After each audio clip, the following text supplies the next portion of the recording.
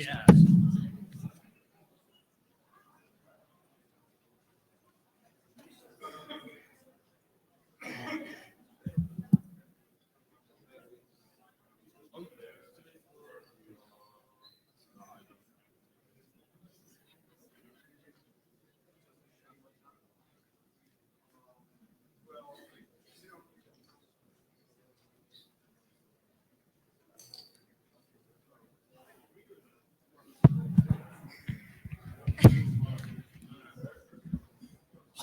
You're all good.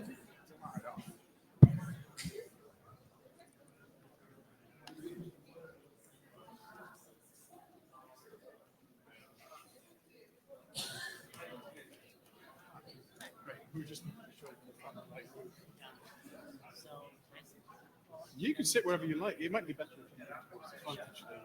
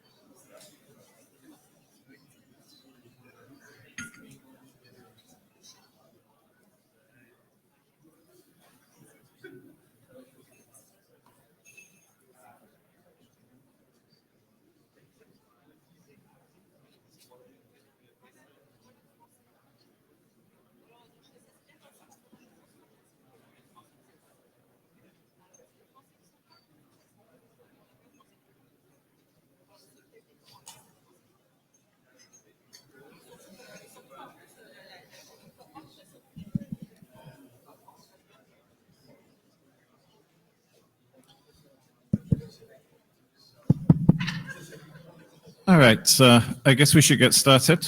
There seems to be a little bit of confusion about the rooms.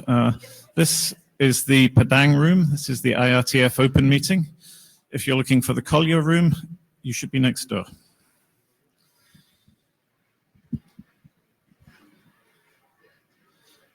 Okay, so this is the IRTF open meeting. My name is Colin Perkins. I'm the IRTF chair. There should be blue sheets circulating shortly. Please make sure you sign in. A reminder that the usual IRTF intellectual property disclosure rules apply to this meeting. As with the IETF sessions, if you know of IPR related to the discussion, when you're making a contribution, you need to disclose that. In addition, I'd like to remind you that this meeting will be being recorded, and the recording will be made public, and that we have a code of conduct, and please work respectfully with others when participating in the IRTF. Also, I'd like to remind you that this is an IRTF, an Internet Research Task Force session. And a reminder that the IRTF is focused on longer-term research issues, and we'll discuss more of this later in the session. But unlike the IETF sessions, which are happening this week, this is a research group. It is not a standards development organization. We're doing research here rather than standards. And if you're not familiar with the difference between the IRTF and the IETF, then RFC 7418 is a really nice primer for new participants in the IRTF who have been used to the IETF process.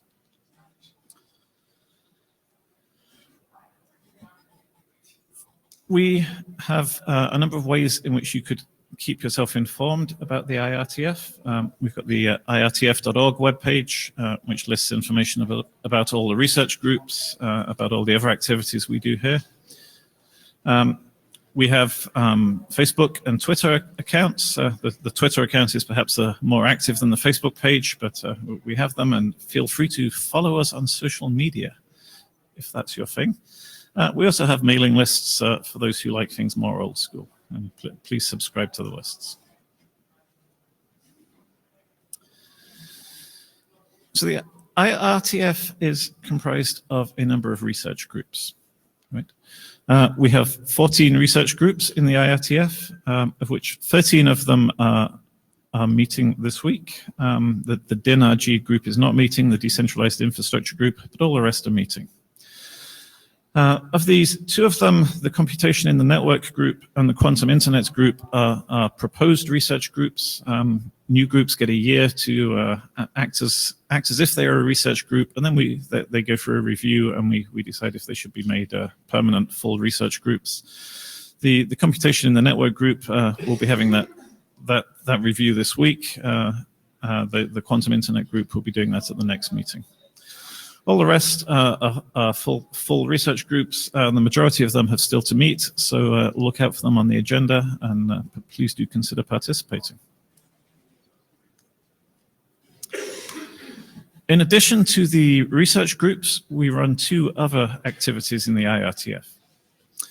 Those of you who were at the meeting in Montreal earlier in the year would have seen the Applied Networking Research Workshop for 2019 running in parallel with the meeting in Montreal.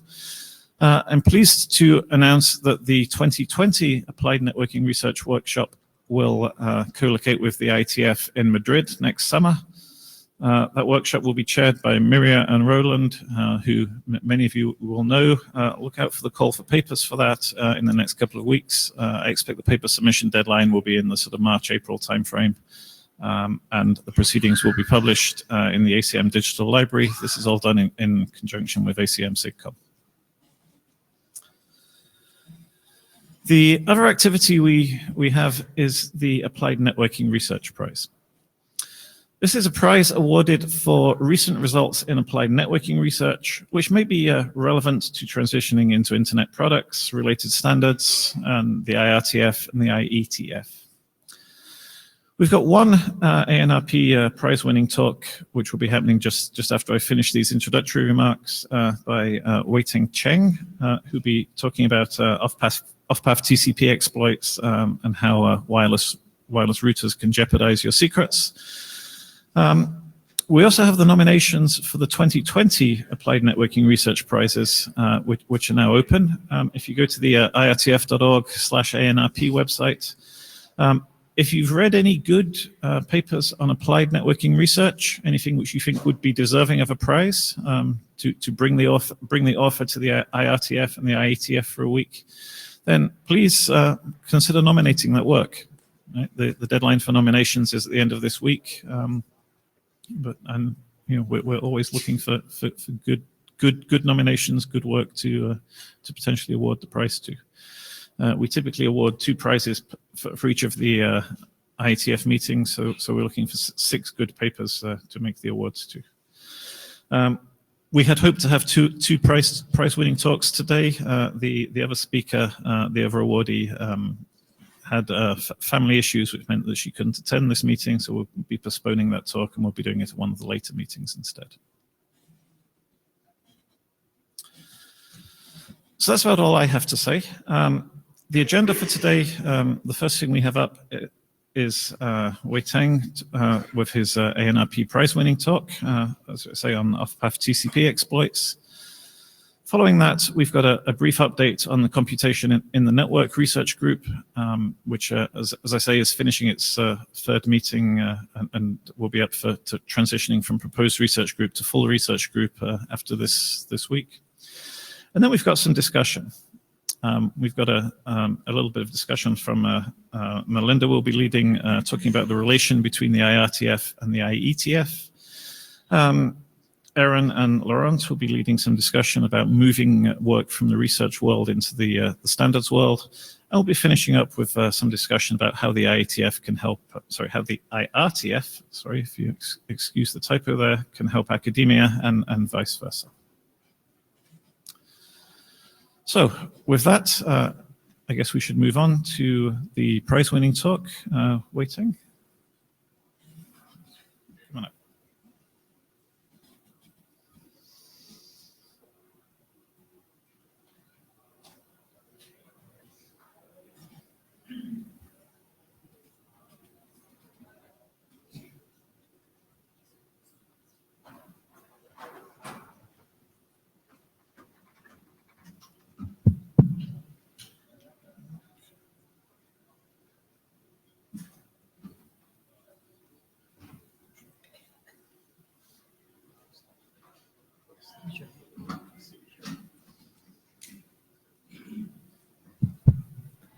Okay. Good afternoon. Thanks for the introduction and thank you for coming for my talk. Oh, okay, sure. Is that better? Okay. So today I'm going to share a new side channel we discovered in all generations of wireless technology and how we can exploit it to perform off-path TCP injection attacks. This is basically a cross-layer attack in which a design choice of wireless protocol can actually compromise the security at application layer. So what is the off-path TCP injection attack? Here's the threat model we used in our work. For now, the router is not involved in this threat model, but I will get into that later. Typically, given two hosts, one client and one target server, malware is able to inject spoof data into the victim connection between the client and the server. The attack is performed in the following steps. First, malware can lure the victim into visiting the malicious website, for example, via phishing email.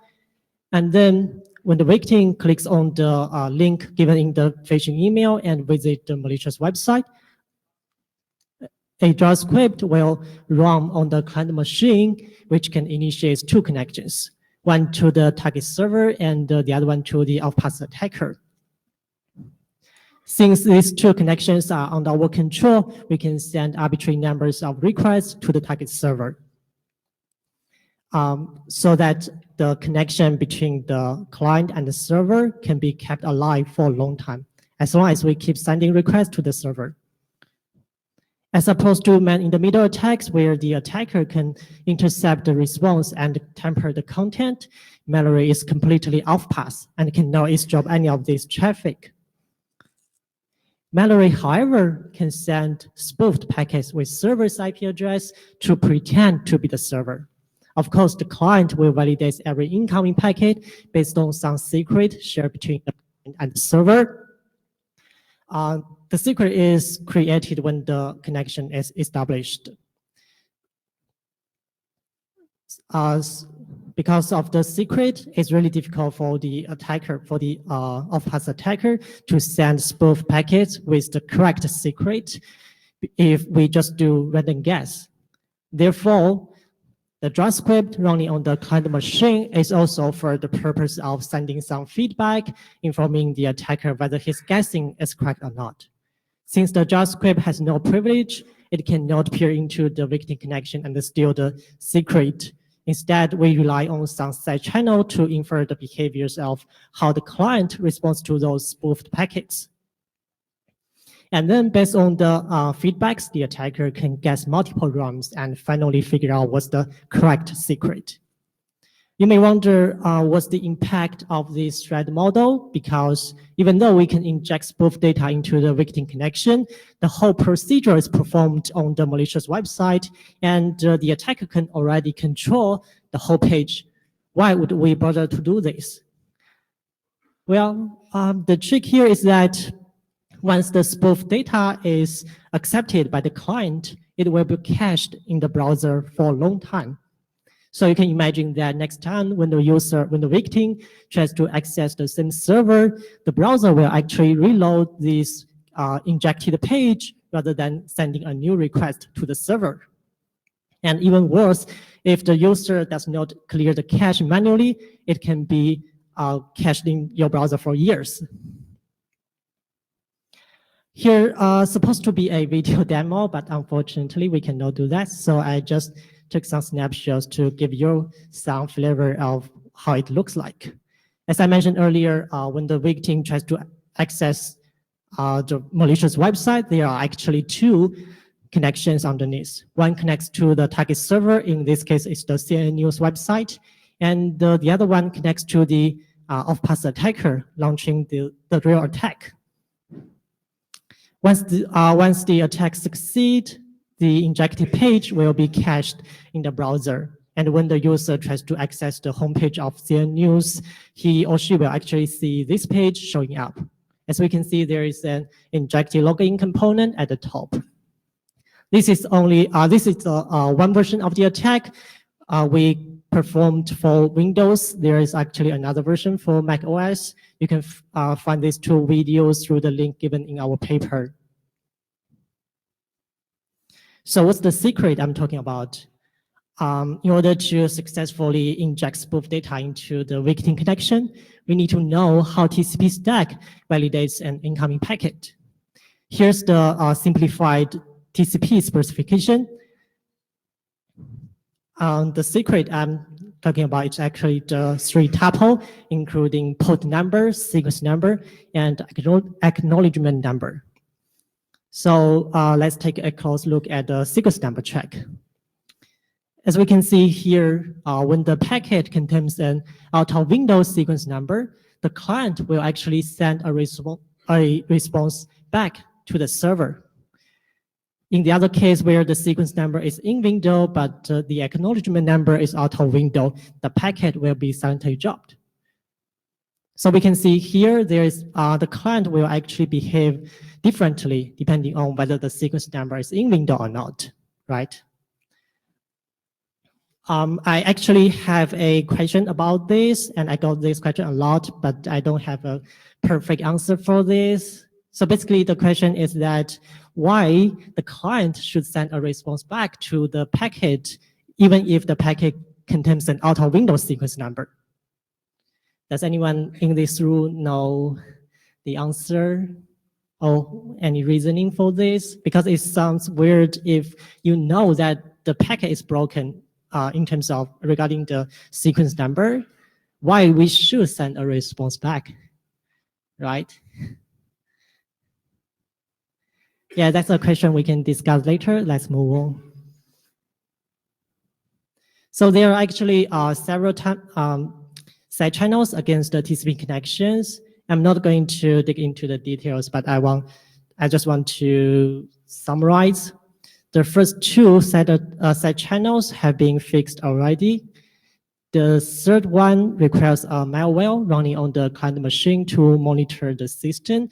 In our work, we discovered a new side channel that is inherent in all generations of wireless technology. And the off-path attack we present in our work only requires a JavaScript running on the client machine. And all 3 major operating systems are affected by the attack. It's also worth noting that our attack is the only working one without any mitigation in place, and it's practically infeasible to fix it. So from a high-level view of the side channel attacks against TCP connection that are discovered in prior work, all of them manifest themselves through the following control flow block. There are actually 2 essential building blocks. First, anytime you have a side channel, there must be some global resource shared between the attacker and victim. In the context of TCP side channels, depending on whether the sequence number is in window or not, the shared state may change accordingly. Secondly, and most importantly, the shared state change must be observable to the attacker. So what's the shared resource we discover in a router? Well, the insight is that the half-duplex nature of wireless creates a shared resource between uplink and downlink traffic. Half-duplex is in contrast to full-duplex. Full-duplex means that both uplink and downlink traffic can transmit at the same time, while half-duplex only allows one direction to transmit at a time. For wireless networks, it makes perfect sense to use half-duplex because if both ends try to transmit at the same frequency and at the same time, it's likely to cause interference, back-off, and then retransmission. Since half-duplex is a fundamental design choice of wireless protocol, it's really difficult to change. Let's consider the following two scenarios in wireless. Let's assume that the client has established two connections, one to the target server and the other one to the outpass attacker.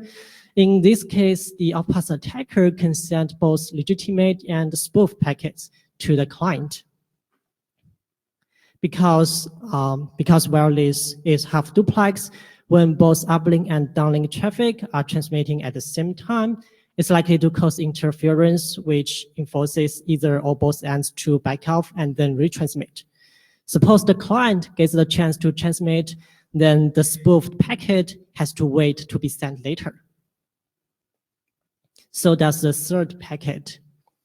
As we can see here, the round-trip time of the post-probe query now is prolonged due to this particular spoofed packet. Let's consider a similar scenario. Compared to the previous one, it's almost the same, except that now the spoofed packet can trigger a response. Recall that when the packet contains an out-of-window sequence number, the client should send a response back, right? But the issue here is that the packet is sent back to the server.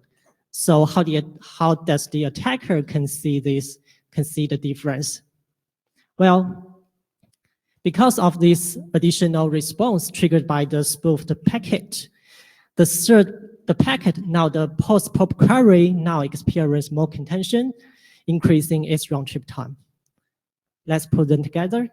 As we can see, there is a timing difference of the round-trip times for the post-probe query in these two scenarios. Therefore, based on the round-trip times, the attacker can determine whether the spoofed packet has triggered a response or not, which in turn tells whether the spoofed packet contains a correct sequence number or not. However, you may wonder that the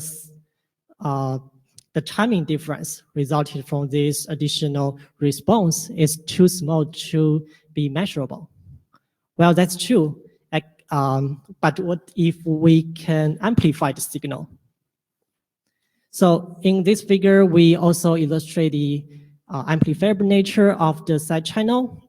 In this case, the attacker can send two probing spoofed packets to the client, causing more contention, which delays the third post-probe query even further, which means the more probing packets we send, the more contention we experience, and therefore we can observe larger round-trip times. I also want to mention that this is not exactly what happens in reality, because reality is more complex than this, but I hope it can offer a concrete example to show the timing difference.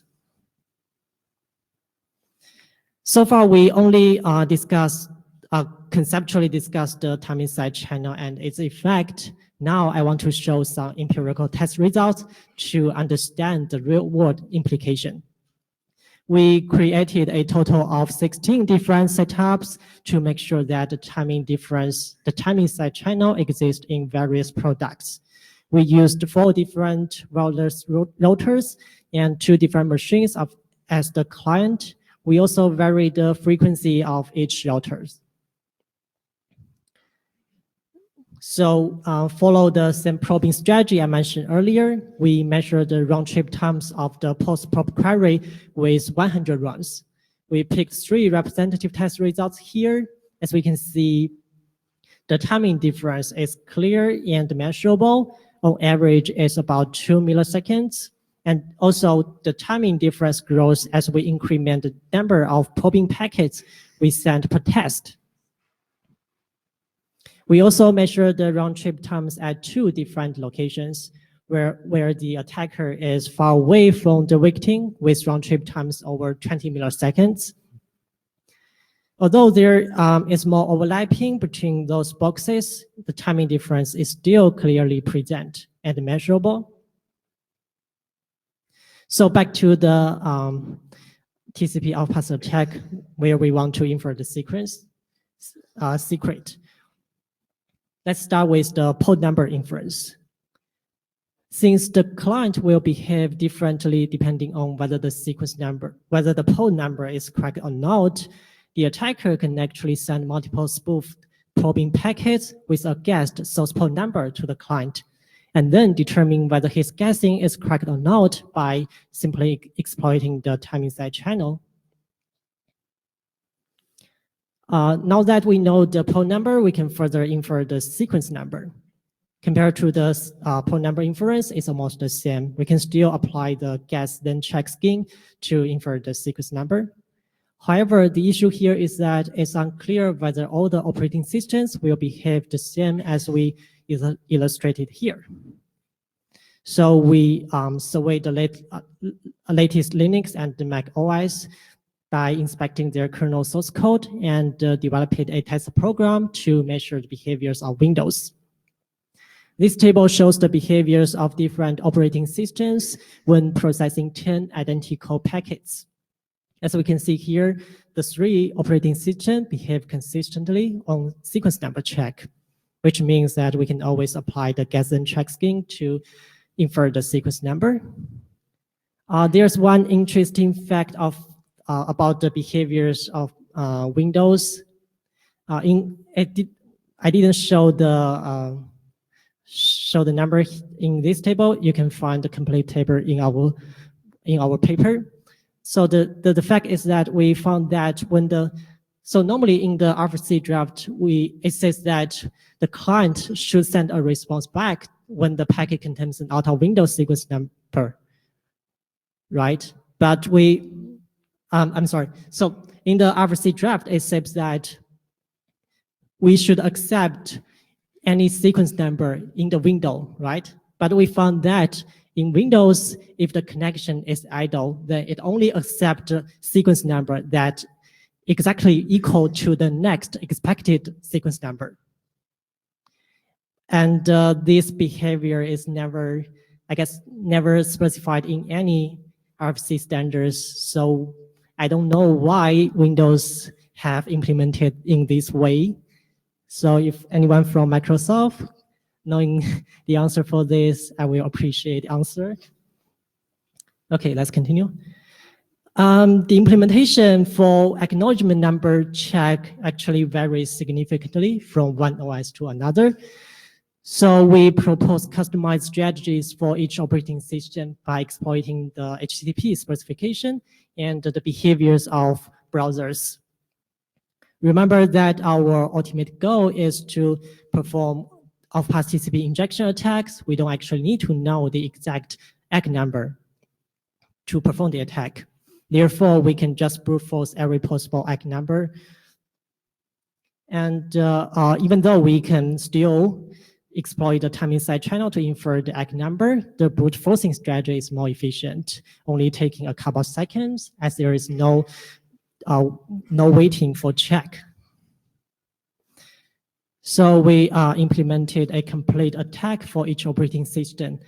The test results are shown in the up table regarding the success rate and average time cost. We also, to further demonstrate that this attack is practical, we also report the result under a remote attacker scenario, where the attacker is far away from the victim with round-trip times over 20 milliseconds. So how serious is the timing side channel? After we discovered this issue, we reached out to discuss this vulnerability with IEEE 802.11 working group. But unfortunately, we all agreed that this is almost impossible to be fixed at physical and MAC layers. That being said, we still need to discuss some possible defenses and mitigations. One straightforward idea is to make wireless foldoplex. Although research has been done on this area, we are still facing some real-world challenges which need to be carefully addressed. And it's unclear when the technology will be widely deployed in practice.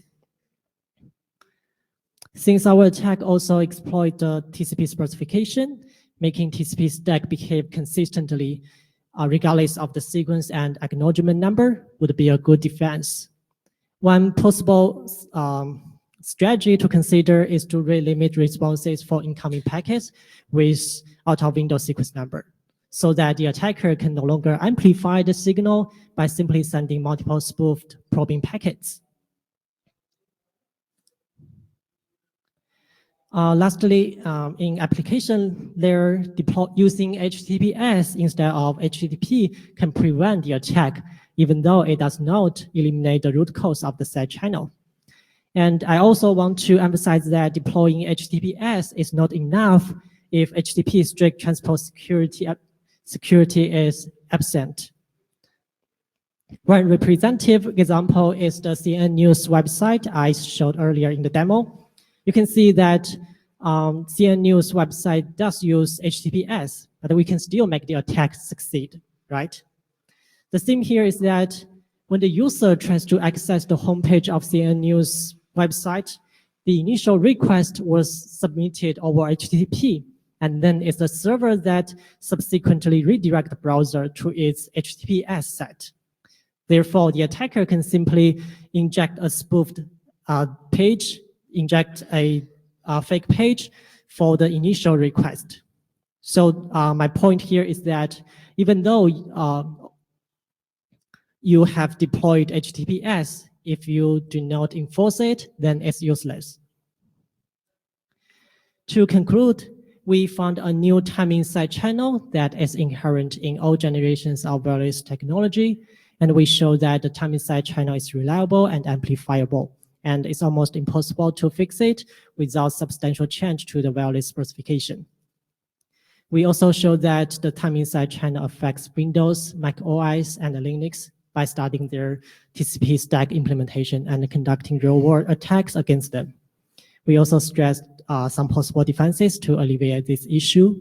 The source code of the attack is publicly available online, so if you are interested, you should check it out. That's all for my presentation. Thanks for your attention. I'm happy to take any questions. Okay. First of all, thank you very much.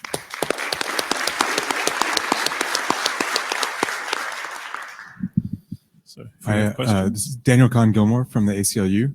Thank you for this work. This is really great stuff, and it's a good reminder to all of us that timing side channels can be stepping stones towards other problems. Yeah. So I really appreciate the way that you've connected all the dots here and shown that this can be done.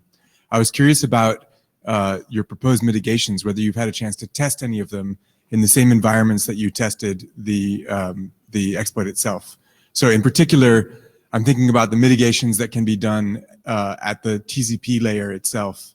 Right, the middle mitigation that you described there. If you had a chance to test like modifying the kernel or something like that to see whether it would affect the results that you got for the other attack. Yeah, that's a good question. Actually, so if you look at the source code for Linux kernel, it actually have implemented some mechanism like this to rate limit responses for incoming packets. But we found that it actually only rate limit for the incoming packets that has no payload. So I'm not sure why they're doing this, but so you can see that you can actually bypass this check. You just need to add one bad payload to the packet, and then it can it doesn't check the limit for the responses. So that's another question I also want to ask, why Linux kernel implement things like this. Yeah, there are a lot of discrepancy about all the implementation of Windows, Mac OS, and they seem to have their own implementation rather than stick to the standards. Allison Mankin, Salesforce. I really like this, and I also like the questions you were asking about why TCP is the way it is. Yeah. It's a very old protocol, but I think those would be very good discussions to have in a TCP working group, as well as the mitigations you've talked about, and also check on whether the new transport protocols are, making some of the. I think there might be less mistake being made now. But I had a quick question about your evaluation where you talk about the average time cost with slide 35. I was wondering what that meant. What does average time cost mean? Is that for 10 successes to get through in that amount of time? Yeah, we launched the attack 10 times, and then we calculate average time for all 10 attack. For all 10, okay. Because I wondered if connections are typically short, which many of them are too short, is it much harder to make this attack? Yeah, that's actually it's feasible if you. I'm sorry. So I talked about this earlier. So these two connections are created by the JavaScript, which is under our control, right? So we can send arbitrary numbers of requests to the server, so that the connection between the client and the server will be kept alive for a long time. As long as you keep sending requests, then the connection will be alive. So the attacker can keep the connection Yes. up a long time. Okay, I hadn't picked that up. Thank you. Yeah, thank you. So I had a question. To what extent is this specific to Wi-Fi? Do you know if other wireless networks have similar issues? So as I mentioned earlier, this is a fundamental design choice of wireless protocols. So and it of course make perfect sense to use half duplex. There's nothing wrong with half duplex, and the wireless has to deal with it. So we discussed this issue with the IEEE the 11 working group, and although they acknowledge this vulnerability, but we can do nothing to it. Do you know if other wireless protocols have similar behavior? Did you look into that? No. Okay. All right. Any more? Sorry, Chris Seal, just to extend that point, even though you don't know about it, presumably it would apply to any system where the last link is half duplex. Sorry, could you repeat that? Presumably, the same attack would apply to any system where the last link is half duplex, yes. even if it's not Wi-Fi. Yeah, conceptually it is, but I didn't find anything using half duplex. Thank you.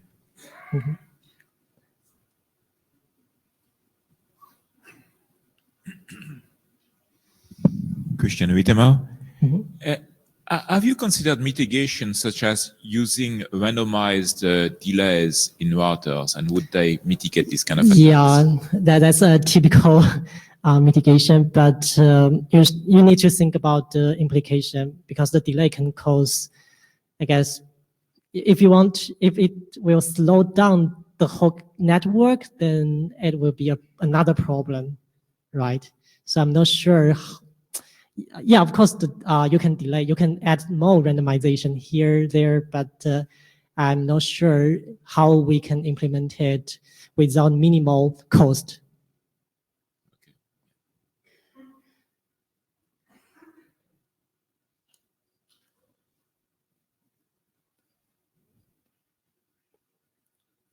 Okay. Are there any more questions? No? Okay, well, let's thank the speaker again. Thank you.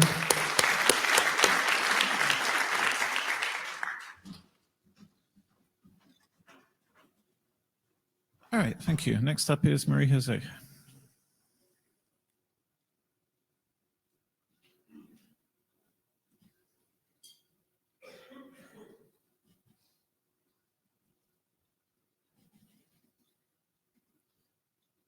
So while Marie-Jose is coming up, just a reminder that okay, come up. Just a reminder that nominations for the ANIP are open until the end of the week. So if you've read any good applied networking research papers, please go to the website and nominate them for the prize for next year.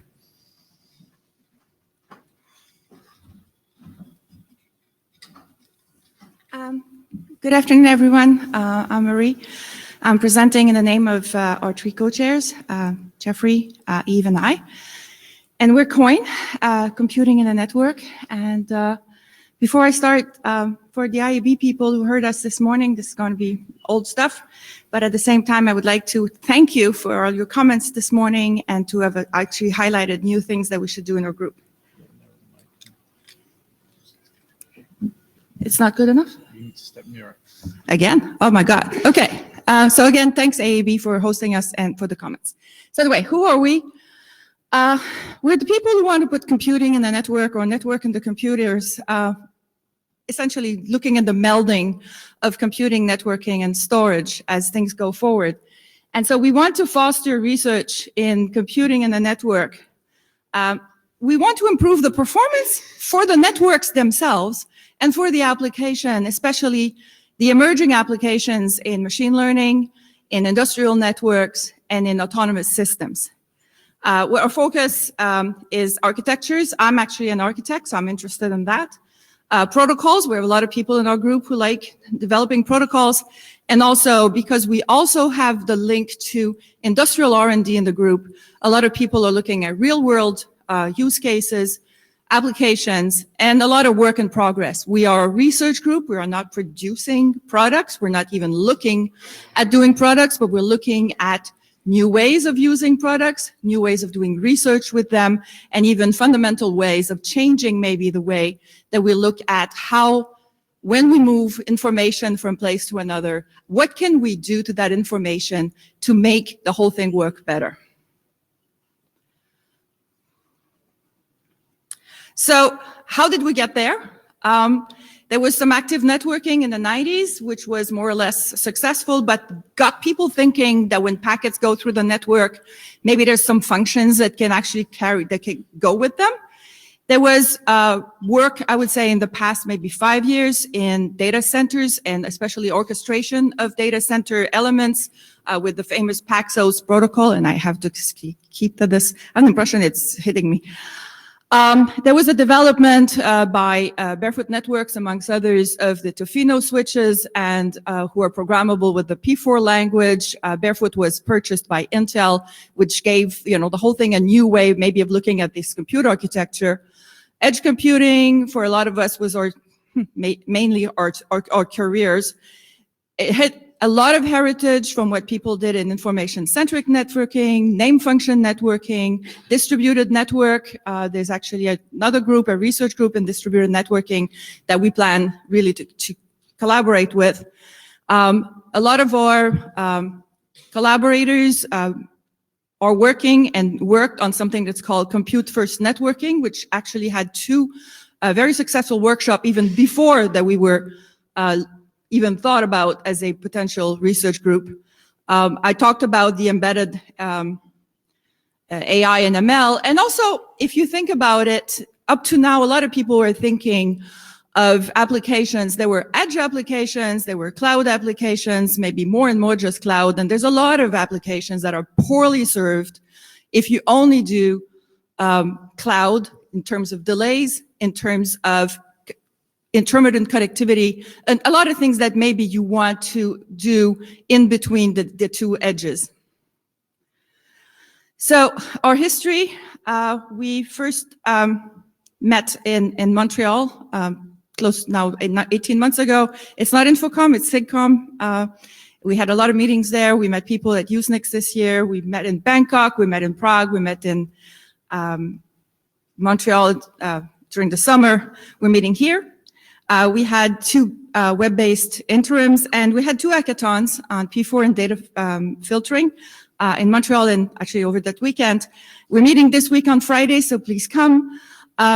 We're very lucky that we have a bunch of collaborators around the world. I was proud this week that we had also people from Singapore who collaborated to the hackathon and people from South America. So I think it was great that we were basically having people from everywhere. And so we have a really good mix of computer scientists, application developers, implementers, and people in industry. So it creates really a great way of discussing about where this is going. This is a work matrix. This idea that there's the cloud, there's the edge, there's everything in between, and how can we distribute the computation inside the network to essentially make things better. And to make things better, it's not a single thing, and it's not a single set of requirements, and it's not a single set of performance indicators. It actually depends on what the application and what the service needs. I don't have a lot of time, so I'm going to go fast over this. But this is all part of the discussions that we've been having for the past year. Where do we want to put these things? Obviously, not all boxes will perform network-related functions. There was actually a comment this morning about the fact that there's encrypted transports, and some of these things will not be compatible. What does it mean to do packet processing? To which level do we want to act on the packets? Do we just want to filter them so we can do something once the information filter with the residual error, which actually, the residual packets, which would be something that is very much related to AI. Maybe we just don't want just to do compute, but also storage. I said if we do packet filtering, we may want to store these things. Where do we want to store these things? How do we deal with discovering where they could be stored? How do we deal with the security of that data, the privacy? So it's all part of that. Obviously, if I'm a developer, I don't want to specify where my computing is, but I may want to know how there's a discovery mechanism to allow me to find where this computing and this caching, if necessary, will be done in the best way. And obviously, more and more in big data applications, there's an awful lot of data at the edge, and we may want to do some computing to reduce this information and manage this data implosion. I come from Canada. In the northern regions of Canada, there is no broadband. And even if we want to have some big data applications there for monitoring the environment, for example, at one point we need to use a satellite to go up, and we may want to do some local processing before we do that. Our objectives is to systematically look at these different instantiations. We had comments from the beginning, and people who are here will recognize themselves. We're saying, well, are there any common principles? Are there common abstractions? Are there ways that we could do that in common? Or this will be completely a dislocated type of set of things that really don't work together? I think we find this may not be completely true, but there are common things. We're thinking of common data layers right now, and at least common computing architectures. We want to know what are the best practices. We want, again, to look at if there are non-forwarding functions. Obviously, not all nodes are forwarding, and not all nodes will be computing. And actually, what are the incentives to add this stuff in the network so that new services and implementers know that it exists? What's the commonality? I said we looked at it. So we want to select a programming paradigm. We want to marshal the resources. Obviously, we'll need to meet requirements. Constraints and policies. I've been working a lot in IoT and sensor networks recently, and there's a lot of constraints there. We want to be adapt to changing condition, leverage telemetry. And again, this was very much highlighted this morning, these ideas of the security, the privacy, and the trust guarantees. We have to be able to trust the elements that do the computing. We've been very lucky. We've been there for 1 year, and we have tons of people who contributed drafts to the group. And it covers, if you look at this except security, which somebody again highlighted this morning, all these drafts cover a lot of what we're interested in, augmented reality, data discovery, managed networks, app centers, industrial use cases, which is also one of my big thing, requirements, which is essential, and the transport issues. How are things when you look at end-to-end with encryption or even end-to-end principles and you want to start syncing computing element in between? How do you deal with that? And that's actually a big question that we have. So this is, I would like you to join us Friday. And I think we're all very passionate about this. We think there's really cool stuff that we can do, and we hope you can join us in our sandbox. Thank you very much. Thank you, Marie-José. Does anyone have any questions on this? Any questions or comments? Either I was great and you guys are completely stunned, or I was terrible and you're all asleep. Thank you anyway. Thank you. Thank you. So there's some really interesting work in the COIN group, so please do consider joining them on Friday. I'm assuming you're all still here on Friday. Okay. All right.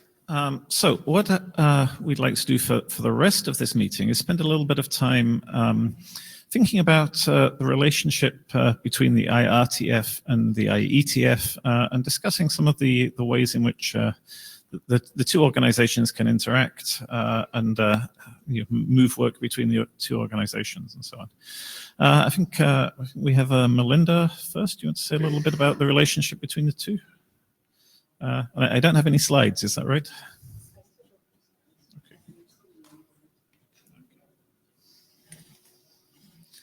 Okay. And we try and, we'd like this to be interactive. So if you have any opinions, please do jump up at the mic.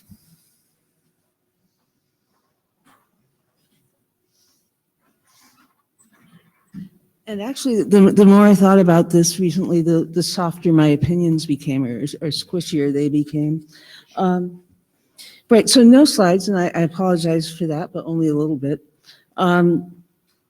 Yeah, so last August, there was a workshop on advanced cryptography standardization, and Riyad Labi, I don't know if he's here or not, gave a talk. Need to stand closer? Okay. Riyad Labi gave a very good talk on work being done in the CFRG, and yeah, it was definitely worth listening to if you're curious about how to write crypto algorithm specifications. But at any way, he was sort of confused about what the CFRG does in relationship to standards and what the IRTF does in relation to standards. And he's someone who is active at it. So when thinking about it, I think that the way IRTF research groups are increasingly functioning is blurring the lines between the IRTF and the IETF. The way that meetings happen and the way that documents are handled are signaling that what's going on in IRTF research groups is actually standards related and that it is IETF related. So I took a look at 7418. Thank you, Spencer. It's a great document. But it was written 5 years ago, and it was raising some of the same questions. I mean, section 2, which is the bulk of the document, so it was like the IRTF is not the IETF, and talked about some of these issues around how meetings are conducted, how documents are progressed, and so on. And so I think that as research groups are meeting more often with the IETF, we're adopting more and more of the IETF mechanisms, and some of these things do include things like the use of internet drafts as documents rather than research papers, the use of consensus-based decision-making, the notion that we want to agree on something rather than necessarily supporting a diversity of opinions. So basically, the question is, as this increasingly happens, my feeling is that we need to accept things as they happen, but I also think that we need to be careful to preserve what we care about in the IRTF, the research orientation, and continue our focus on producing sort of ideas and enlightenment rather than specifications and engineering. This is showing up in research group proposed charters as well, in particular, and this is an area that I think could use a lot more focus. So that's basically it. You know, as Colin said, this is an opportunity for discussion and sharing opinions and trying to figure out how we want to go forward and whether or not there's anything that needs to change. Okay, thank you. Does anyone have anything to raise? Oh, good. Dirk. Hi, I'm Dirk Kutscher. Yeah, so in general, I fully agree. So we have to be careful not to develop a certain, ossified model of doing our research here in the IRTF. And also when we talk about what makes a IRTF research group successful or what is a good relationship and so on, of course, it's nice if we can, move some work to the IETF at some point. On the other hand, it's going down. On the other hand, it's also valuable output if we, are able to invalidate certain assumptions and, for example, are able to say, okay, this actually doesn't make sense for the internet, and maybe we explode it, but enough is enough, and let's move on.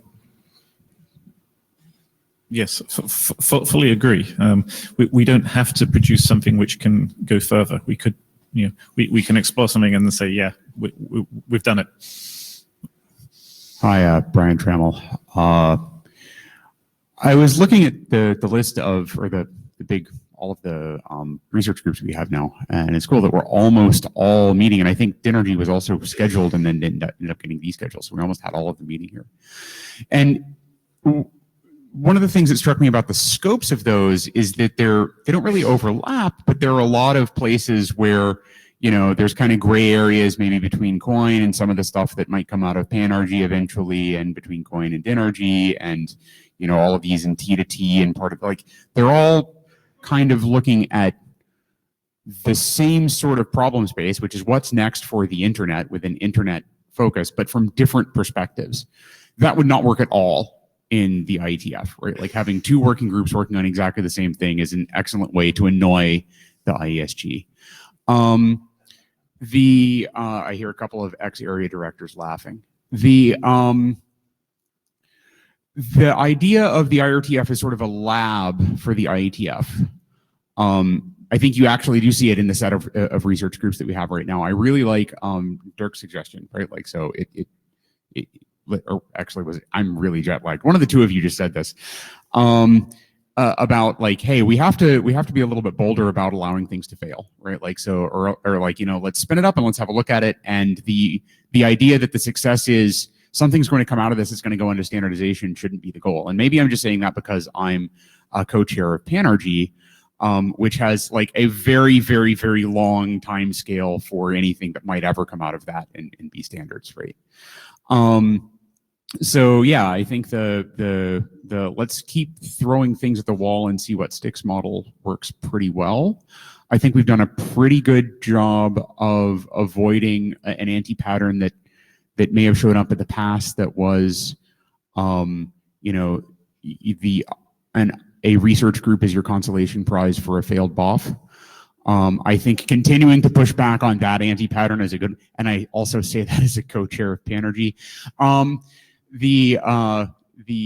think pushing back on that anti-pattern is a good one to continue doing. So yeah, I think we're actually doing a pretty reasonable job here.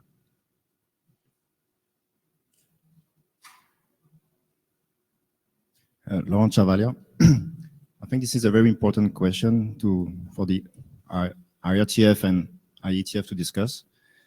Maybe we can also consider not necessarily already the stage where there is a research group being proposed, but more there is a research question or a research topic and how and where it could be addressed. I mean, maybe IRTF and IETF have some ways of seeing the world or approach problems, but they may be also wider scope.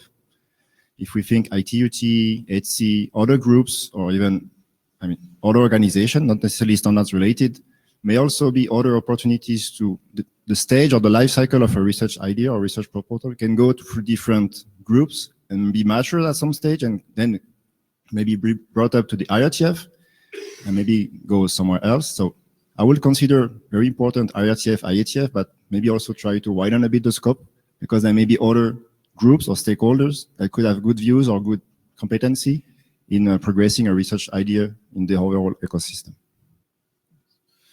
Yeah, I mean, certainly a lot of the research groups have historically had pretty close links to academic conferences in the area.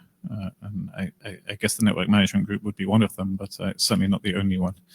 The quantum internet group, I think, has reasonably close interactions with some of the conferences in that space too.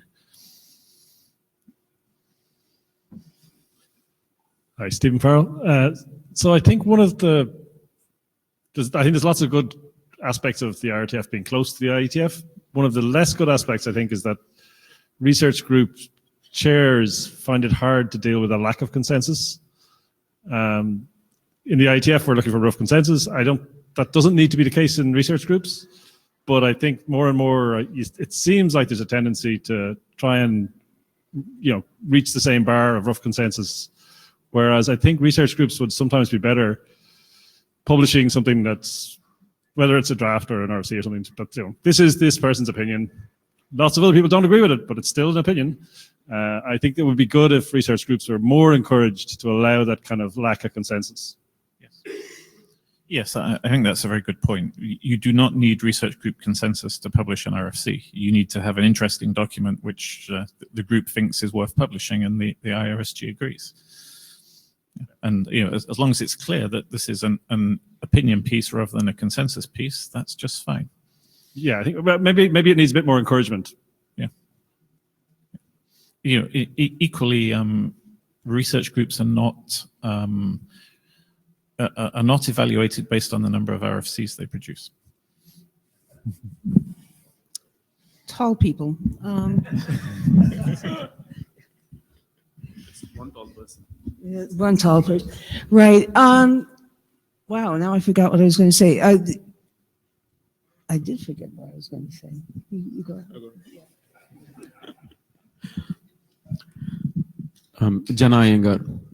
So I want to second what Stephen said. I think it's valuable for IRTF research groups to recognize that the processes of the IETF might be convenient because they're familiar, but they're not necessary. And we certainly shouldn't stick to them as though they are required. I've just been considering how to, as chair of ICCRG, I've been trying to figure out how to publish documents in ICCRG and what it means for us to publish documents. And I've been in conversation with CFRG chairs and other folks and trying to understand that. At the end of several long conversations, the conclusion I came to was, doesn't fucking matter. You do what you do and you publish something useful. And ultimately, whether it gets used or not is a function of a large number of things. But our goal in ICCRG is to publish documents that are interesting, that might be relevant. And it's not so much to try and come up with one right answer for various things. So I want to just take a moment to say that it's very useful, I think, for the IRTF to be associated with the IETF because it gives relevance, it gives a space where we can understand problems from a practical point of view, from what matters to the standards point of view.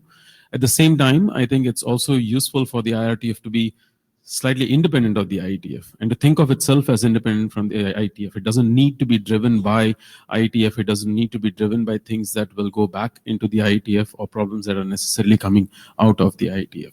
So it occupies an interesting space. And in that, I will just say one last thing, which is it provides a venue. It's not just the work that's happening in the research groups. I see increasingly ICCRG as a venue, as a community, where we are able to bring people in from academia, from the industry, from standards areas. I have people who come only for ICCRG from the industry, and they also happen to be in the IETF. But that's what I want to foster. I want to have that community be built and the community to be available so that when we actually have problems in the IETF that needs this community, we have the community available on hand. I remembered what I was going to say. We've talked about the IRTF not being a forum for sort of advanced engineering within the IETF context. But there does seem to be demand for that activity to take place somewhere. The IETF working groups are very, very narrowly scoped. They have very specific deliverables, but often people want to talk about engineering problems more broadly. And because there is not any place for that within the IETF, I think that tends to push that into the IRTF a bit. And it's really not within the IRTF purview to deal with that, but it is something that I think we might want to be talking about with the IETF. Yeah, I think that's an important point. The IRTF works, the IETF working groups are very narrowly scoped. The IRTF is very blue sky, and we've had a couple of discussions with there's a gap in the middle, and several people have mentioned this. Dejan Bogdanovic, I wanted to say the same thing, and we can take an example of the Network Management Research Group and the NetMod NetConf. Where one is very detailed, down to the bits and pieces, and the other one is very blue sky, and sometimes challenging some of the thinking about in a new framework, new architecture, how to do things that are being done in the IETF. Getting such feedback from the IRTF would be useful, and trying to say, hey guys, stop working on something that has been 20 years as a general accepted concept.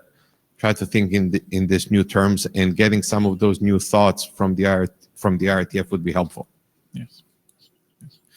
I suspect the scheduling could be made to work if people want joint sessions to have these discussions. Hi, this is Eve Schuler from Intel. So I like this discussion a lot. So thank you for bringing it up. It points out to me, at least, that in some ways, this discussion around relationships with IETF is around what's our metric for success in the IRTF. And maybe one of the predominant ones is, informing the IETF.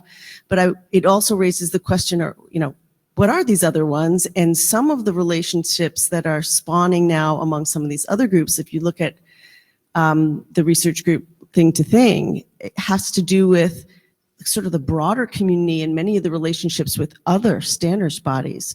And so it just got me thinking about metrics of success and best known methods and things like that. And I wonder if collectively as a research community within the IETF, we can catalog some of those and sort of share some of those in terms of what are our objectives as a community, and then ultimately help the IETF more.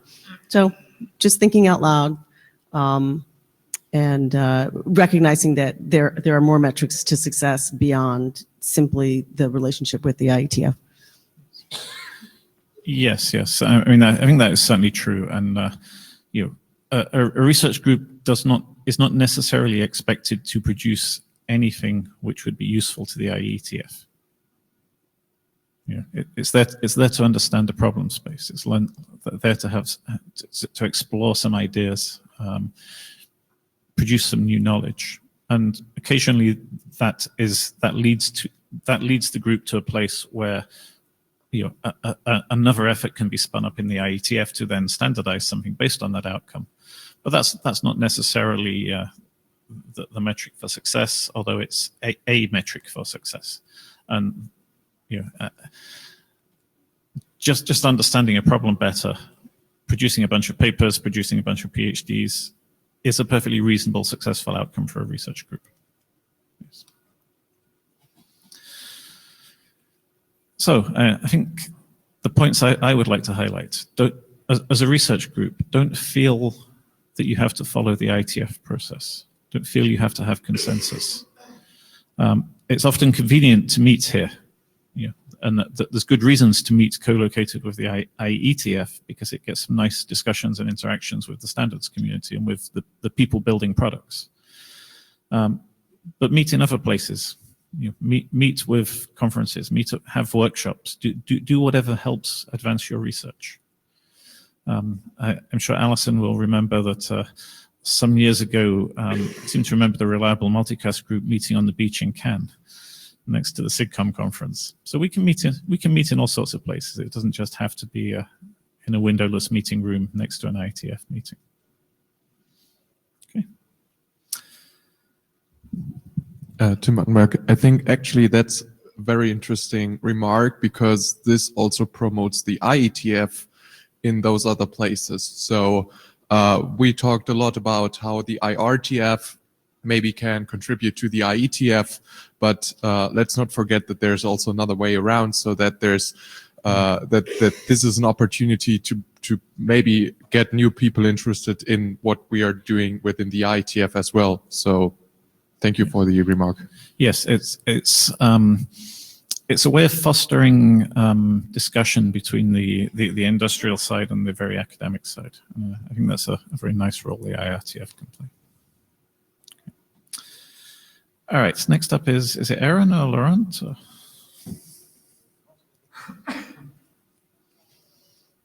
Who's doing that?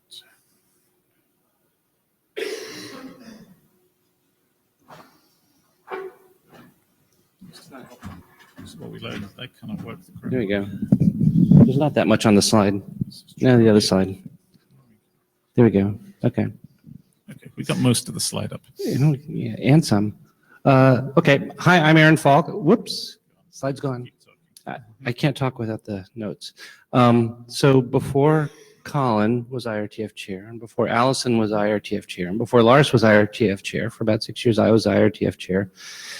And Colin asked me to and Laurent to work together to prompt some discussion on examples of IRTF-IETF collaboration. And so this is mostly one person's opinion.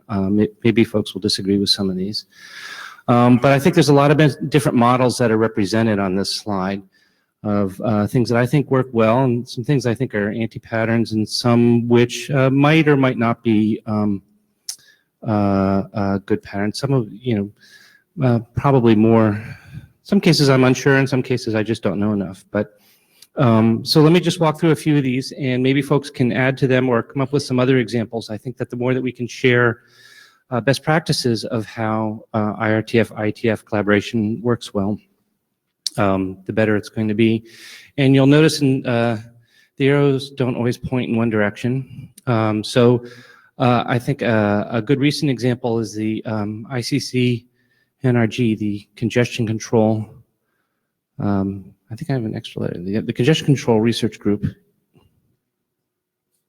I got it wrong, but the Congestion Control Research Group has performed a valuable role in vetting congestion control proposals. There was a time when people would bring their research project in congestion control to the IETF and ask us to put it into TCP, which has a number of fallacies in it.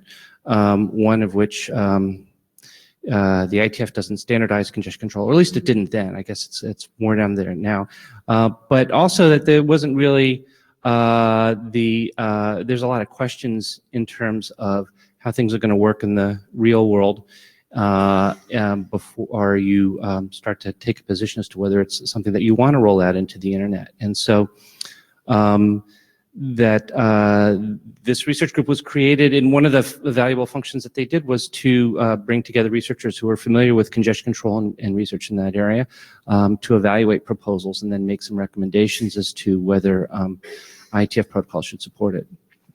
A different example is in the delayed tolerant networking folks. This was a fairly large research project, multi-institution research project, who wanted to see the protocols become standardized, but there are a bunch of open issues. And so a research group was created to come up with, to kind of sort through what the research community had done and implemented. And out of that came some proposals for standardization, and a working group was spun up to standardize that. So that was, I guess that's a little bit more of a one-way arrow. I guess maybe Stephen, were there things that came out of the IETF working group that fed back into the research group? No. Okay, so that was a one-way arrow. Great. Network management research group. I guess Laurent can comment to this. Was the proposals through there became part of the ANIMA working group in the IETF. CFRG, I think we've already talked about a little bit, that it brings together a bunch of folks from the crypto community who aren't naturally participants in the IETF process, who evaluate cryptographic proposals and make some recommendations that the IETF can then use to evaluate protocols. And so I guess the way that I understand the security area works is there's sort of a deference to the CFRG to give like a thumbs up or thumbs down on crypto proposals. And so that's sort of you're bringing in an area of expertise that isn't really present in the IETF, but the IETF relies on quality in that area. And so that's sort of a little bit like the congestion control idea. There seems to be a couple of groups where there's a bunch of expertise in the research community which develop interesting ideas, whether that's congestion control or crypto, and demonstrate that they work, and then the IETF groups say, yeah, that's useful to us. And, so I think it's maybe a little more nuanced than that. That in some cases they're coming up with ideas. I think in this case, like CFRG, is they're evaluating proposals that come from outside. So if you so there's a vetting process that requires expertise that isn't present in the IETF. Yeah, there's if I remember right, they seem to run a bunch of competitions for we want an algorithm to do this, and some proposals come in and they evaluate them and figure out which ones work. Yeah. So, reliable multicast is a fairly old or long-lived activity in the IETF, and I think that's an example of research that turned into some standardization. Didn't solve all the problems, but there's some protocol work that came out of it. The peer-to-peer research group was kind of had a whole burst of energy. I think that came out of some issues in industry, and then the research group was trying to come up with metrics for evaluating aspects of peer-to-peer protocols, and then the Alto working group came out of that. So I think these are different kinds of success. Let me go to the anti-patterns, and then I'll come back to the uncertain ones, and maybe that'll be the start of some discussions. So the name servers research group was kind of winding down when I came into the IRTF, but for a long time I had heard like that next generation DNS is happening in this research group, and the research group was closed and never actually published anything. And so I think that's an example of where nothing came into the IETF, and so that wasn't a very effective way of collaboration. That's like we said in the last session, that's not always the objective of a research group, but I think there was a bunch of proposals that went into the IETF and then were redirected into this research group, and then nothing came back. So I think that probably was a little bit of a swing and a miss for the organization. Anti-spam research group, I think that there were hopes that there would be proposals for how to deal with spam that came out of this group. I think that very little IETF activity actually took off from that. I'm happy to be corrected from that. I'm looking at Stephen. I don't know. All right, so not you. Uncertain. HIP was, I think, an interesting IETF activity. There was a bunch of energy in the hallways to implement HIP. HIP was proposed as an alternative architecture for addressing a bunch of problems at the time in the IETF, and they tried a few BOFs to get work going in the IETF. I think that it was, my opinion is it was proposed as a little bit too sweeping in terms of what they were trying to accomplish. And for that reason, it sort of bounced off that, we charter working groups if we think that they're focused and they're going to, have narrow goals and accomplish those goals in a reasonable amount of time. And so then they became a research group. And I think that there's been some HIP implementation, but I don't think it had the deployment that they had hoped for. Do you want to comment now, Allison, or wait? Yeah, I'd like it if you define uncertain, because you're starting uncertain with HIP, saying it didn't really succeed. And when you and I had a little exchange about this in email, I'm Allison Mencken, it was, you said it didn't really mean that, so. Well, so my feeling is that this is that this characterization is, I'm uncertain about.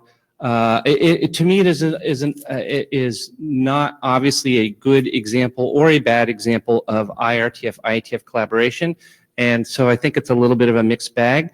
So I feel like HIP, I don't think is a clear example of like it working really well, but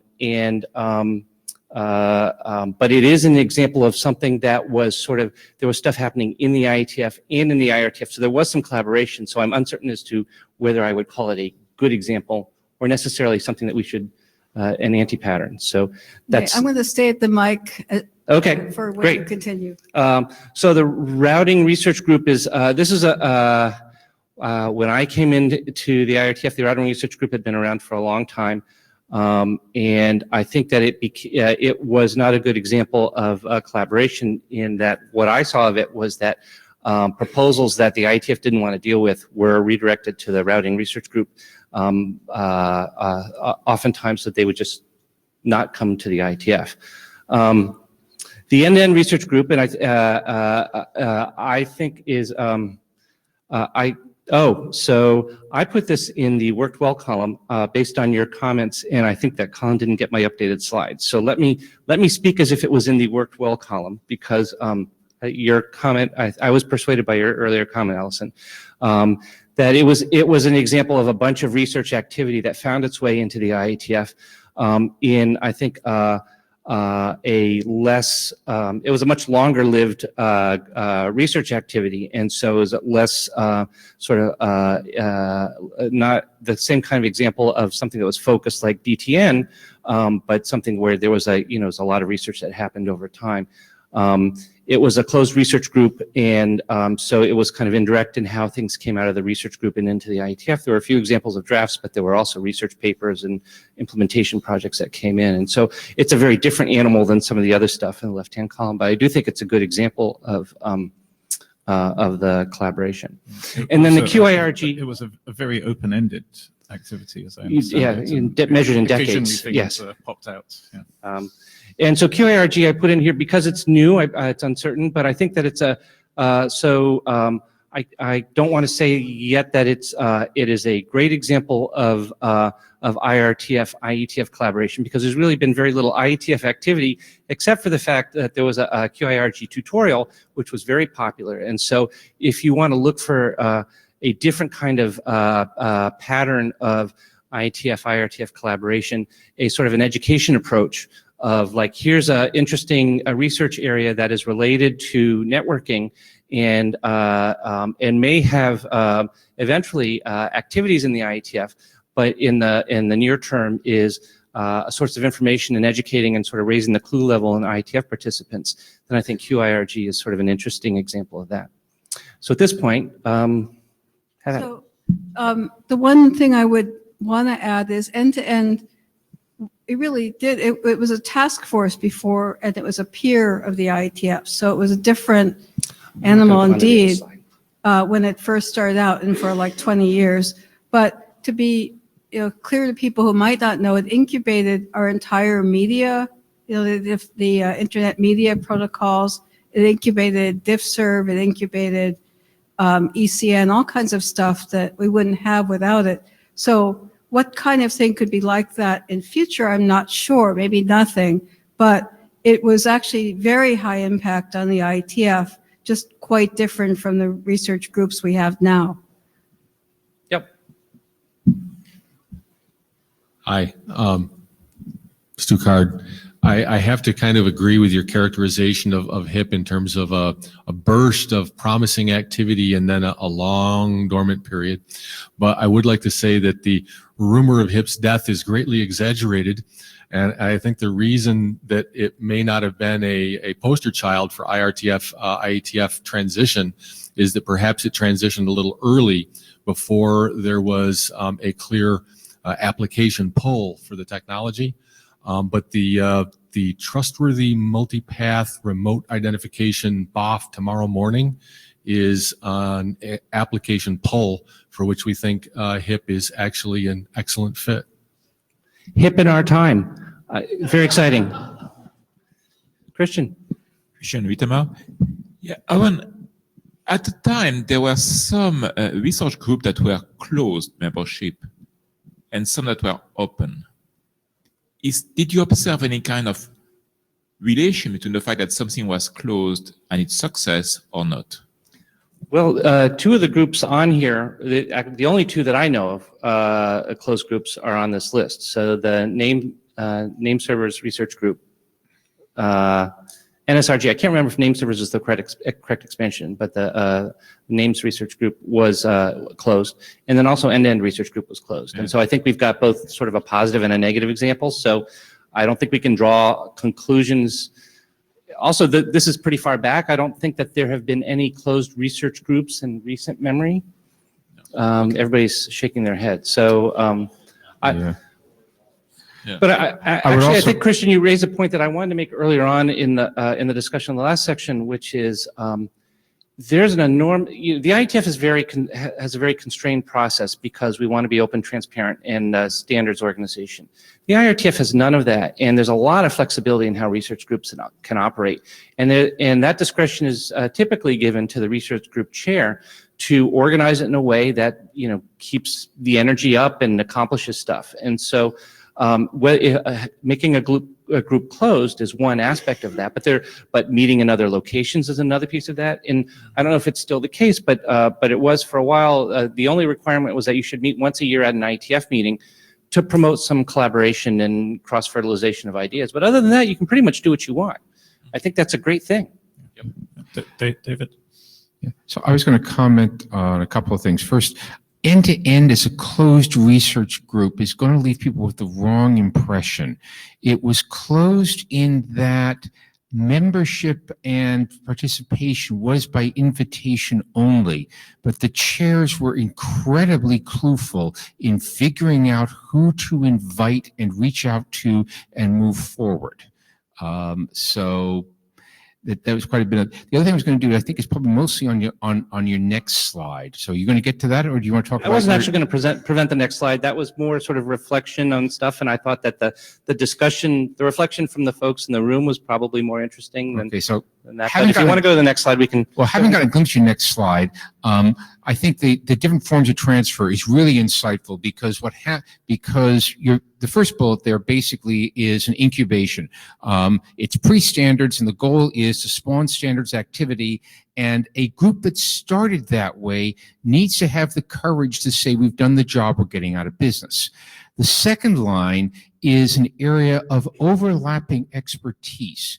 Where for both ICCRG and CFRG, you can identify a community of expertise strongly grounded in research that is complementary to the standards work that we do here. And that's a really good structure because it avoids inflicting the research on the protocol development and the protocol development practicalities on the researchers. Laurent should get credit for making most of this slide, since it's so insightful. And I agree with your comments. Wes Herdeker, ISI. One other good thing that came out of it, and when you're totally done, I have a much longer thought train to expound upon for both the previous presentation and this one. But the NMRG was also actually the root for NetConf and Yang, and it was a short-term model that has certainly heavily affected the IETF today. And it started as sort of a fairly short project of 2 to 3 years. That it was too long to do in the IETF, and the research, was the right place for it to start. And then it's certainly transformed a lot since then, but it's a great tech transition story. Thanks, Wes. I wasn't involved in that, so it's helpful to know. Spencer. Please finish your slide. I don't feel the need to say anything else. Oh, okay. Hi, this is Dave Oran. You focused on a bunch of things in the IRTF that have had, for better or worse, interesting characteristics in their interaction with the IETF. There are a few of things here where we also want to look at our failure models as well as our success models. And I can think of at least a few research groups, which I will not name, that wound up getting chartered, and then we discovered that there actually weren't any interesting research problems. and they bounced around for a while, and they couldn't produce a standard because they weren't in the IETF, and yet we discovered that what was happening in those research groups wasn't research. So one of the things I think we do need to sort of guard against is allowing groups to keep going on and on and on with not understanding what the boundary is, and there actually aren't any interesting research problems in that domain that could drive a research agenda. So just a word of caution there. So I guess my first response to your comments is that that's none of the that's ones out of on your scope list for the fall in that discussion. For category. this is about IRTF IETF collaboration. But to respond to the substance of that, some of the groups which will go unnamed, in fact, were chartered because there were things that were believed to be needed in the research community that weren't ready for the IETF to deal with.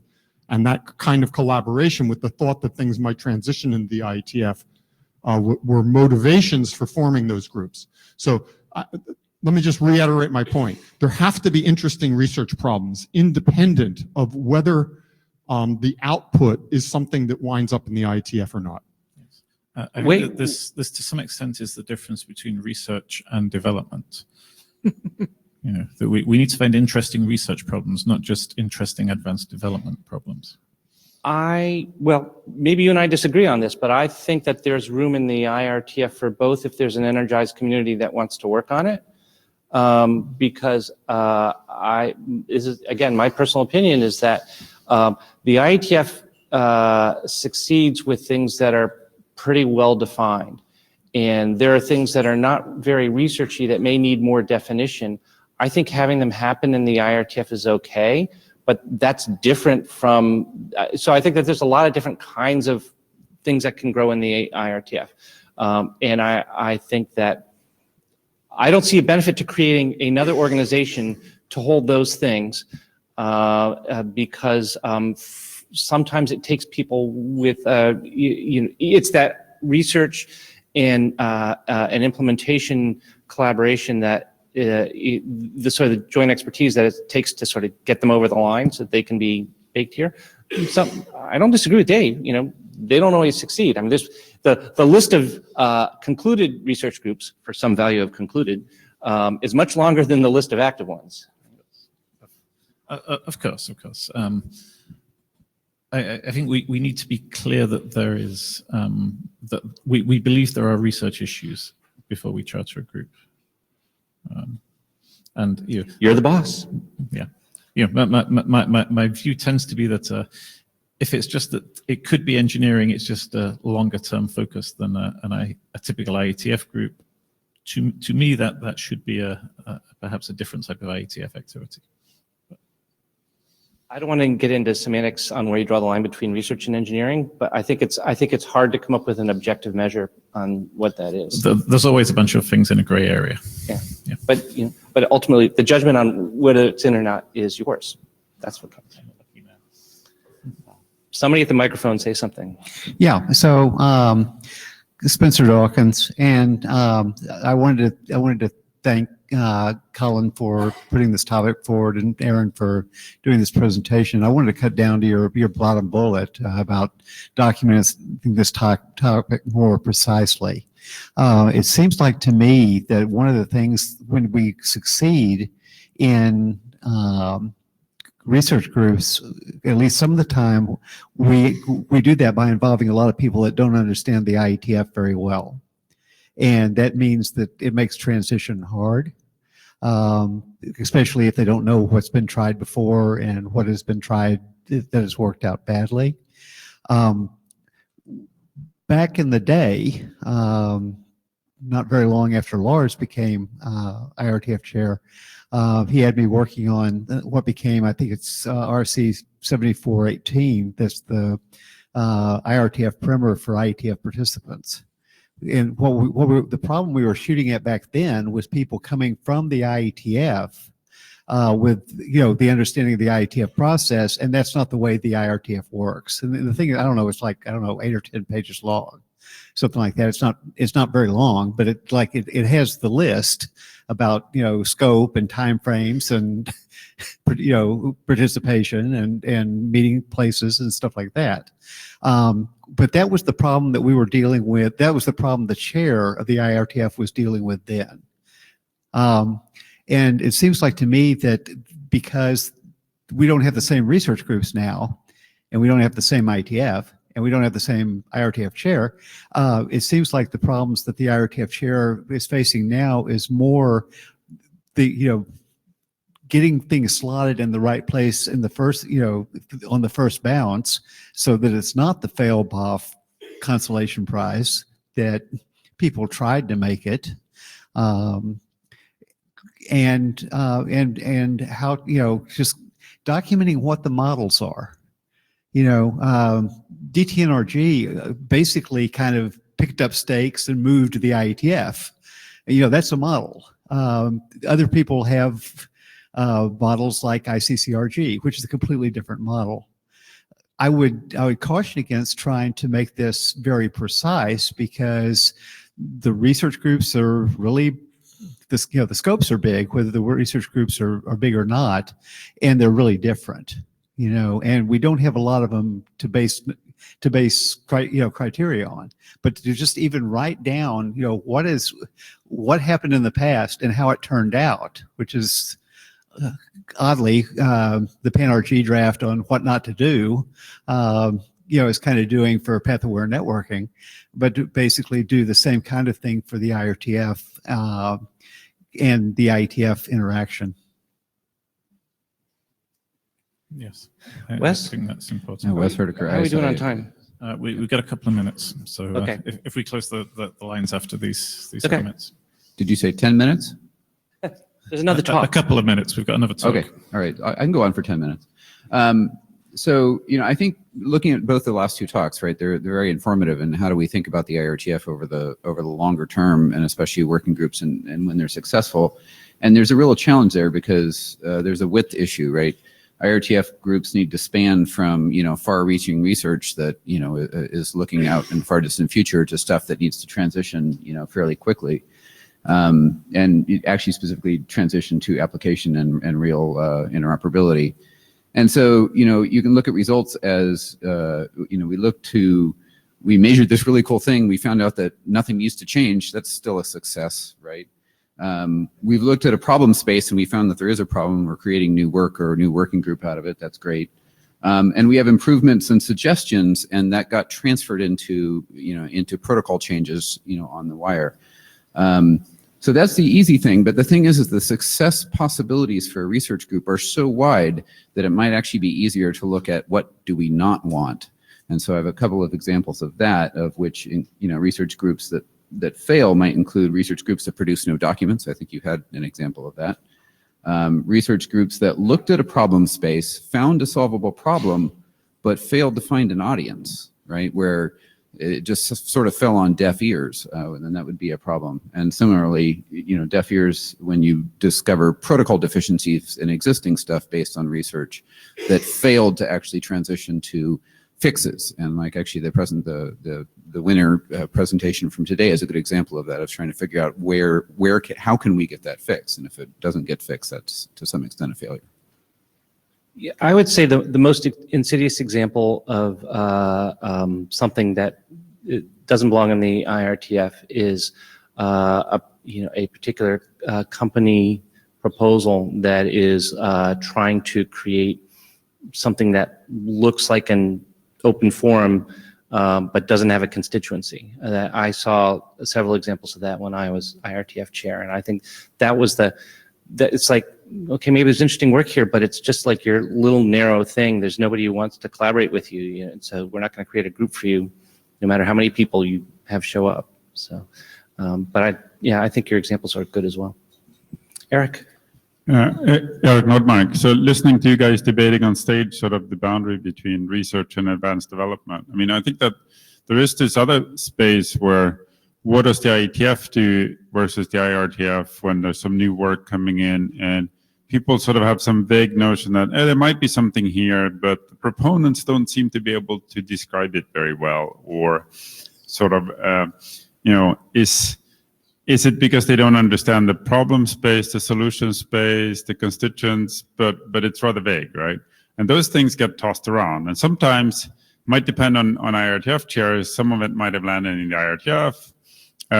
Other times the ADs have worked with these people sometimes for many IETF meetings to try to sort of distill something out of it. Sometimes the IAB or an IAB member gets appointed as a shepherd to try to help them, and maybe it leads to a BOF or something. But that's one of the challenging spaces where we believe that we want to be open and invite this new work, but it's not necessarily that well formed. And I'm not arguing that that should land in the IRTF. It's just that we collectively should sort of figure out a way of handling that, right, as opposed to it being bounced around. But I think that's an excellent point. Do you have a proposal? no.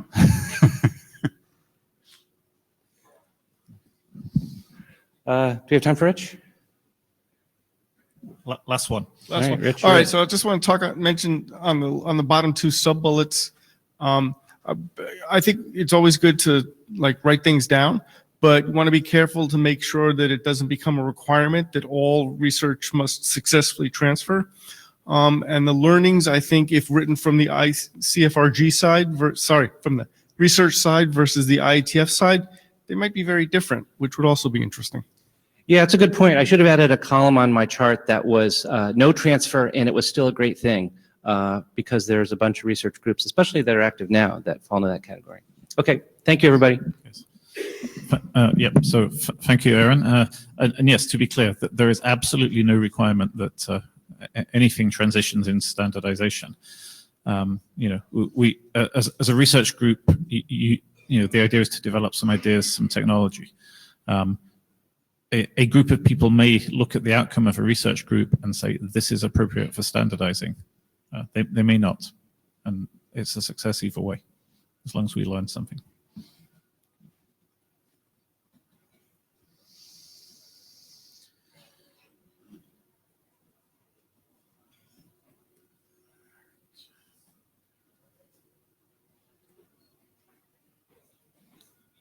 All right, so having spent some time talking about how the IRTF and the IETF can interact, we'll talk a little bit about how the IRTF and the broader academia can interact. Hi, it's me again. And for the people who started hearing me at 7:15 this morning, I promise it's the last time. So this started, I mentioned when I did the COIN presentation that we had two interims, and this discussion actually started at our last interim in October, and we figured out that it was a topic that was much bigger than a research group. It was something that was for the whole IRTF. So I would like to thank everybody and the COIN community. Jana talked about communities. Well, that's one of them, and especially Lars, who sent us a set of very interesting slides, and actually I borrowed one. So that were the comments. Academics do not do drafts. Good point. Attendance from professors and students is often very difficult for questions of budgets, and because we seem to be the roaming conference here, and it's true, it costs money. We need to do a better job of connecting academia and IRTF. I agree. The other inputs, one of them was from Colin, was that, well, there's more than drafts. The drafts is the IETF way of moving forward, but maybe there's something else. And maybe the typical draft format is ill-suited for research discussions, and also the typical draft presentation format.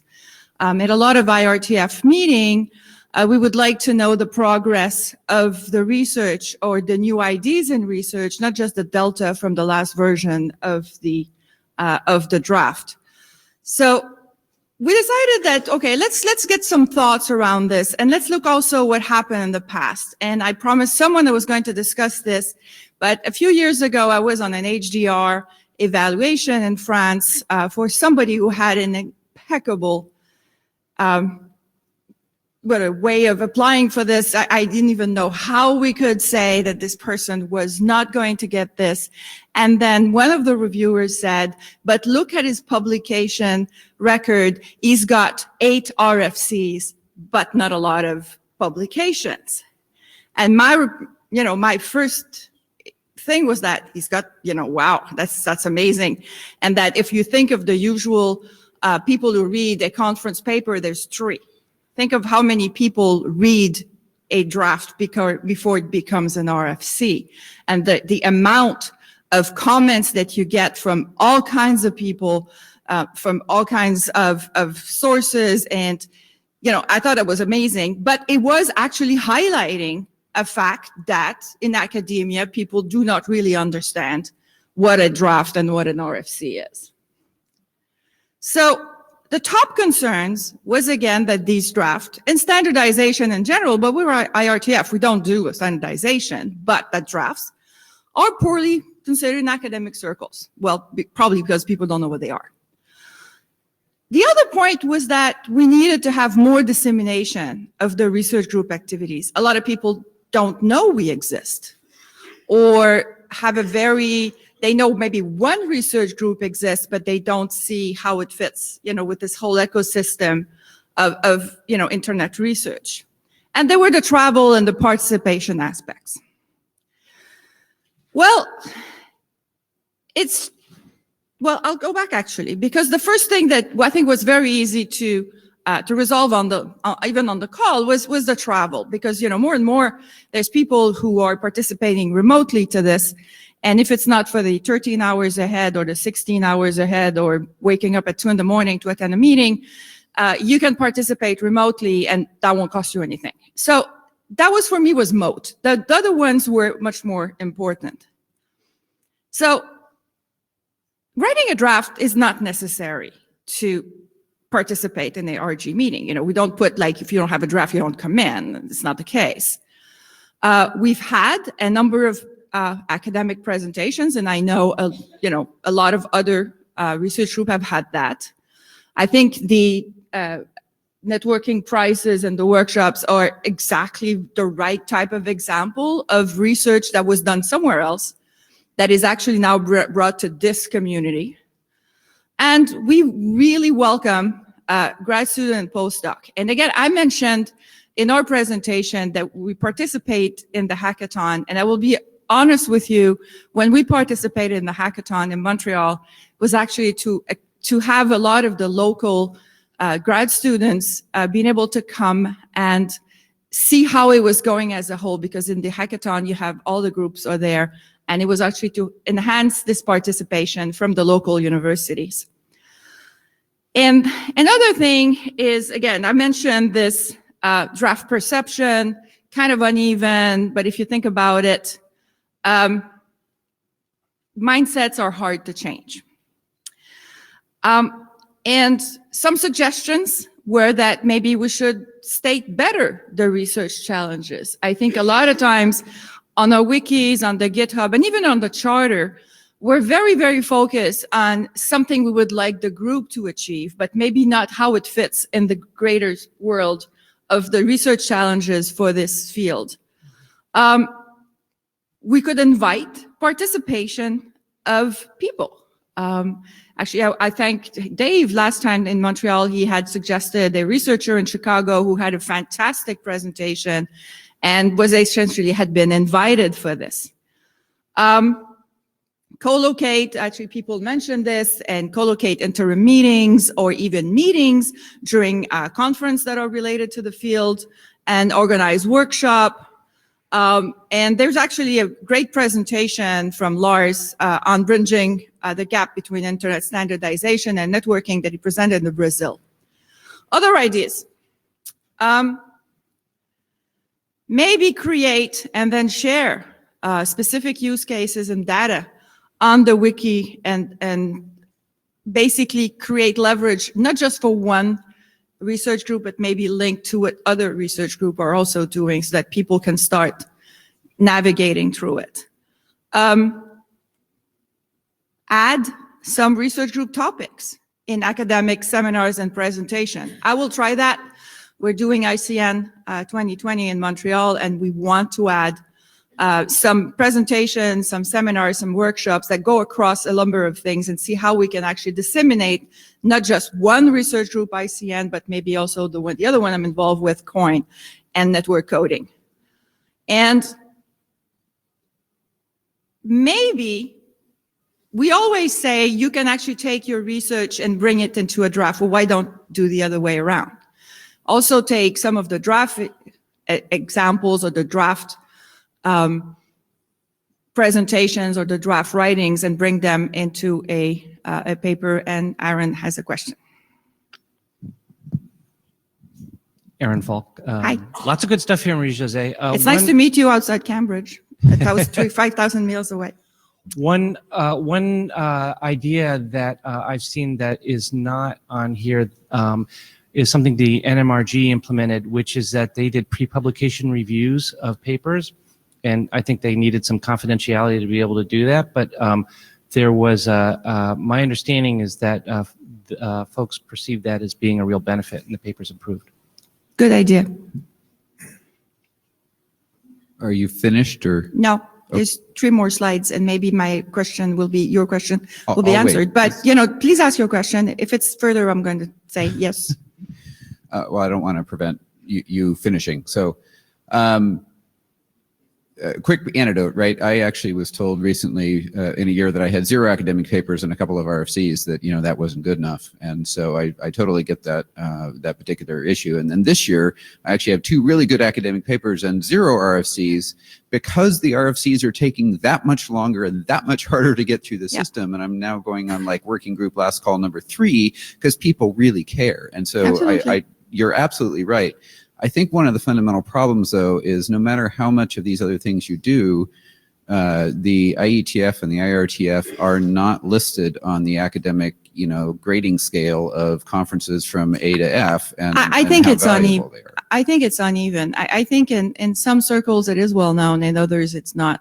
And I think it's our goal to make it maybe bridge that gap. Yeah, I want to actually other comment because in my case, my supervisors absolutely know what the IETF is since ISI actually helped create it. So, the knowledge of not understanding it isn't a problem. It's just from the academic, grading perspective. Yeah.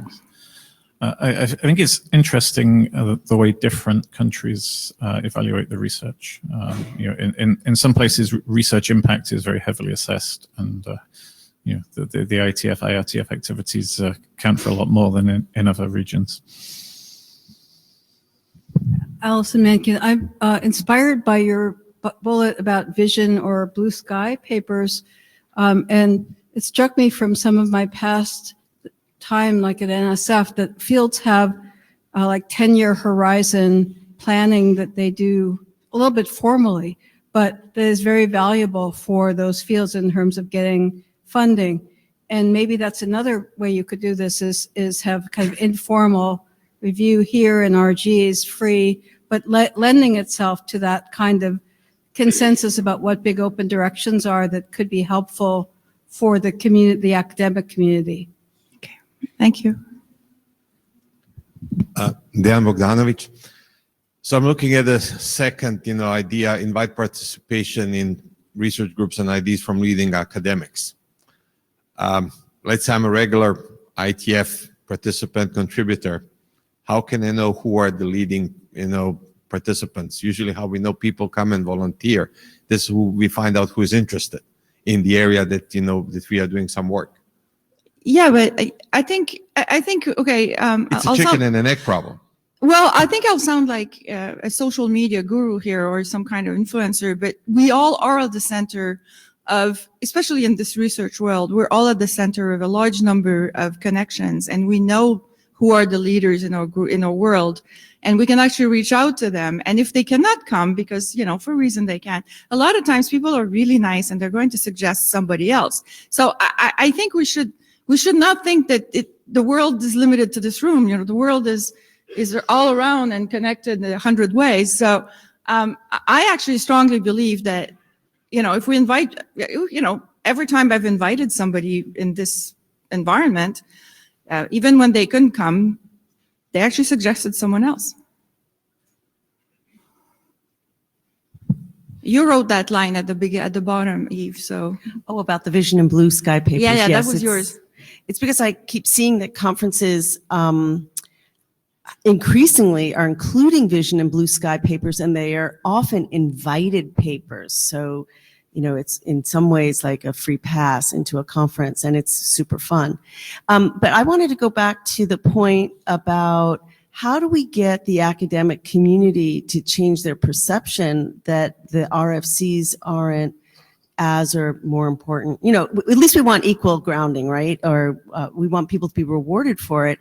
And I wondered whether in the same way that Vision and Blue Sky papers are around fostering, looking further ahead, and that's what the IRTF does, whether we can reach out to some of the communities like, and I'm from the US, so this is a US-centric idea, but it translates to other geos. If we go to places, we have organizations like the NSF and like DARPA, and, you know, the Army has some lab. You know, there are structures in place about what are the organizations, particularly government funded, that are looking at the challenges of connectivity and so forth, and having a seat at that table. And that's where the academics see that we have a seat at the table. And I think, yeah. I think there is an example of how this it works. I'm old enough to have come to the IETF where it was really only US people. And I'm also a reviewer on the European research projects, the big, well, now it's called H2020, but it was called all kinds of other things before. And at one point, somebody put in some of the outcomes and dissemination was participation in the internet, IETF. And suddenly the rise of Europeans in the IETF went that way. And I think maybe there's some similar thing that we could do in the IRTF to get more participation and But my point was that we can certainly go out and ask others to come into our community. How do we go out and get invitations? Well, I think it's a two-way thing. Right. So that was more the nature of my point and question. Christian Wittemer, about the RFC and evaluation. The RFC editor pushed a change in the RFC format a couple of years ago, I don't know whether you noticed, to have an OID reference on every RFC, which was precisely to facilitate citations of RFCs in journals.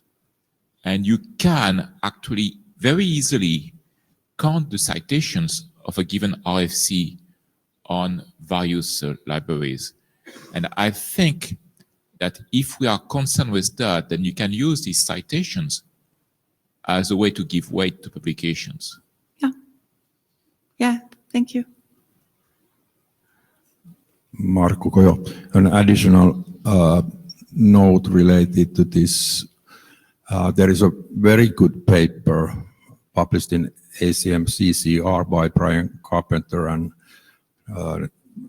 Greg Partridge that discusses the role of the RFCs as a scholar paper, starting from how to cite them. Thank you. Okay, so I'm getting out of, oh, hi, Dirk, I'm sorry. Dirk Kutscher, just quickly, I'm thinking that this presentation and also the discussion is suffering a little bit from what we actually criticized earlier. So projecting known methods of working from the IETF to IRTF research, and then wondering, oh, why doesn't this work for academics? So I think you even mentioned standardization on an earlier slide. I mean, this is really not what this is about.